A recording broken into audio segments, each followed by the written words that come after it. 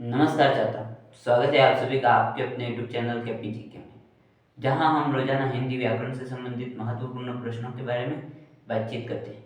यदि आप इस प्रकार की श्रृंखला से जुड़े रहना चाहते हैं तो इस YouTube चैनल को सब्सक्राइब कर दें तथा पास लगे बेल आइकन को भी दबा दें, जिससे आपको सबसे पहले सूचना प्राप्त हो सके।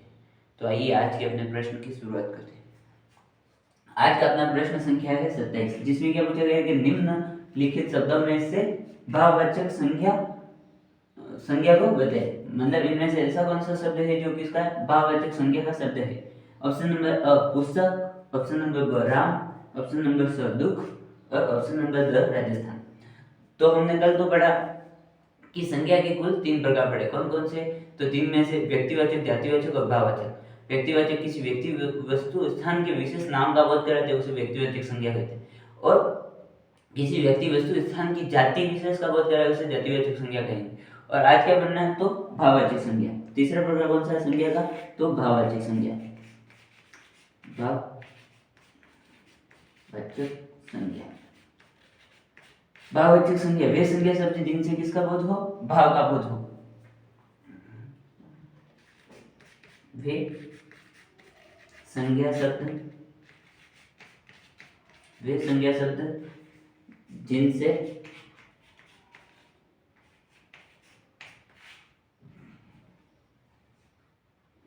भाव का बोध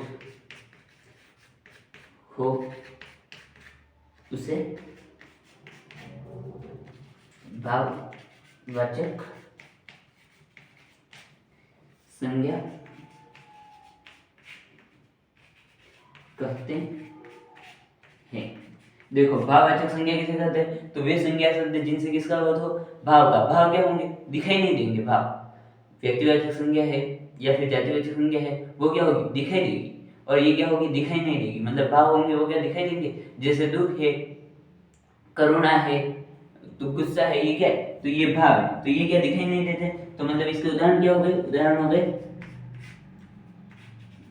सबसे पहले तो दुख, दुख के बाद सुख,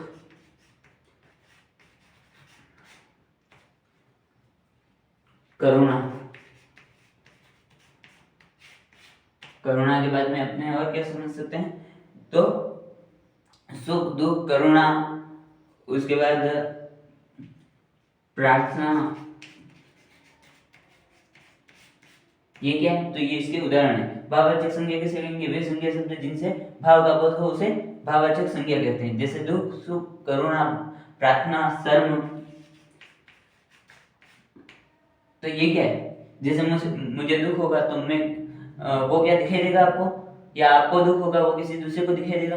दुख नहीं दिखाई देगा, उसके भाव दिखाई देंगे कि इसको दुख हो रहा है, इस प्रकार से वो महसूस कर पाएगा, लेकिन जो दुख होगा वो नहीं दिखाई देगा। ठीक है, तो क्या है? तो भाववाचक संज्ञा वे संज्ञा शब्द जिनसे भाव का बोध हो उसे भाववाचक संज्ञा कहते हैं। जैसे दुख, सुख, करुणा, प्रार्थना और शर्म। तो अपना प्रश्न क्या? निम्नलिखित शब्दों में भाववाचक संज्ञा। भाववाचक संज्ञा किसमें? तो पुस्तक किसमें शामिल किया जाएगा? तो पुस्तक शामिल किया जाएगा। पुस्तक, यदि पुस्तक विशेष का नाम आ जाता है तो व्यक्तिवाचक में, लेकिन ये पुस्तक है तो किसमें शामिल किया जाएगा? जातिवाचक संज्ञा में। जातिवाचक में राम है, राम किसी का क्या होगा? नाम होगा।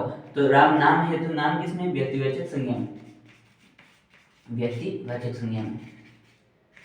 राजस्थान क्या? तो राजस्थान एक निश्चित भौगोलिक क्षेत्र का नाम है। भौगोलिक क्षेत्र का नाम है तो ये किसमें शामिल किया जाएगा? तो ये व्यक्तिवाचक संज्ञा में।